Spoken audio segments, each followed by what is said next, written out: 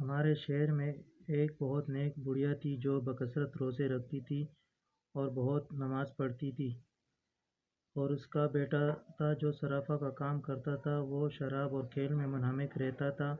دن کے اکثر حصے میں تو وہ اپنی دکان میں مشغول رہتا، پھر گھر میں واپس آتا اور تھیلی اپنے والدہ کے پاس رکھوا دیتا اور چلا جاتا، اور ایسے موقعوں میں رات گزارتا جہاں شراب پیتا رہے۔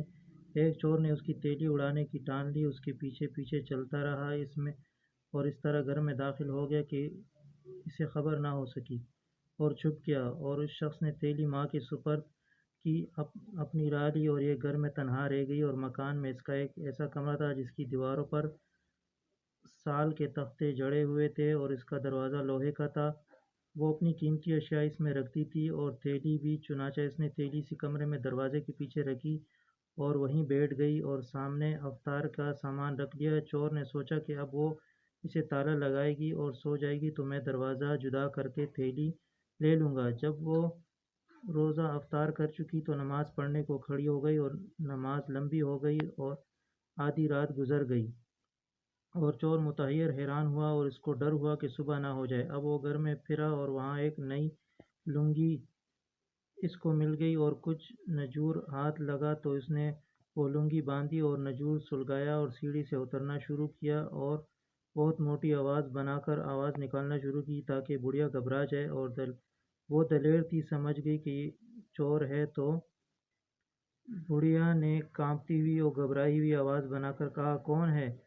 تو اس نے جواب دیا کہ میں جبرائیل ہوں، رب العالمین کا بھیجا ہوا۔ اس نے مجھے تیرے بیٹے کے پاس بھیجا ہے، یہ فاسق ہے، تاکہ اسے نصیحت کروں اور اس کے ساتھ ایسا معاملہ کروں جس کی وجہ سے وہ گناہوں کے ارتکاب سے باز رہے۔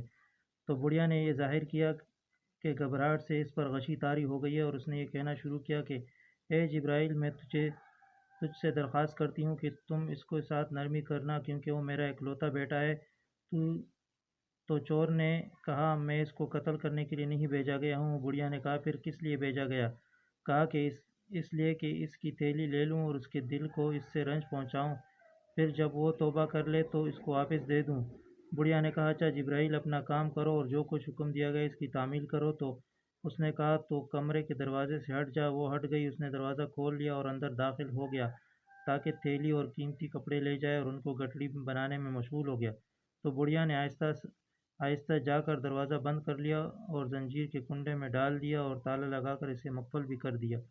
اب تو چور کو موت نظر آنے لگی اور باہر نکلنے کے لیے ہیلا نقب لگانے اور کسی سوراخ کو کھولنے کا سوچنے لگا، مگر کوئی صورت ممکن نظر نہ آئی۔ پھر بولا، کھول تاکہ میں باہر نکلوں، کیونکہ تیرا بیٹا اب نصیحت قبول کر چکا ہے۔ تو بڑھیا نے کہا، اے جبرائیل، مجھے ڈر ہے کہ میں کباڑ کھولوں تو تیرے نور کے ملاحظہ سے میری بینائی نہ جاتی رہے۔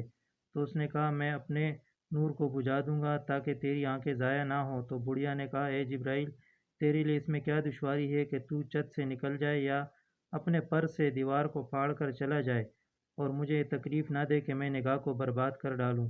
اب چور نے محسوس کر لیا کہ بڑھیا دلیر ہے۔ اب اس نے نرمی اور خوشامد شروع کی اور توبہ کرنے لگا۔ تو بڑھیا نے کہا، یہ باتیں چھوڑ، اب نکلنے کی کوئی ترکیب نہ ہو سکے گی جب تک دن ہو جائے۔